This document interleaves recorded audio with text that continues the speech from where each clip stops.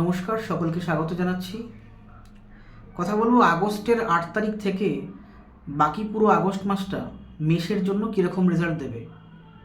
শরীর স্বাস্থ্যের যদি কথা বলি তাহলে বলবো কিছুটা পেটের সমস্যা, নার্ভাস সিস্টেম রিলেটেড প্রবলেম কিন্তু হলেও হতে পারে। টাকা পয়সার ক্ষেত্রে বলবো যে সেভিংসের ক্ষেত্রে একটু প্রবলেম হতে পারে। বিদ্যার ক্ষেত্রে যদি বলি তাহলে বলবো যে প্রাথমিক বিদ্যার থেকে উচ্চ বিদ্যায়, হায়ার এডুকেশনে সফলতা হওয়ার চান্স সব থেকে বেশি। বিবাহিত জীবনের ক্ষেত্রে আমি মনে করি মেষের জাতক জাতিকাদের একটুখানি কিন্তু ধৈর্য আর আন্ডারস্ট্যান্ডিং নিয়ে চলতে হবে। ভাগ্যের সহযোগিতা সবসময় থাকবে। আর এখানে দেখতে পাচ্ছি যে একাদশে রাহু বসে আছে। একাদশে রাহু থাকাটা যথেষ্ট ভালো, সময়টা ভালোই। আর দশমপতি দ্বাদশে বসে আছে। যারা ফরেন রিলেটেড কোনো কাজ করছেন, মাল্টিন্যাশনাল কোম্পানির সাথে যুক্ত হয়ে কোনো কাজ করছেন, তাদের জন্য কিন্তু সময়টা ভালো।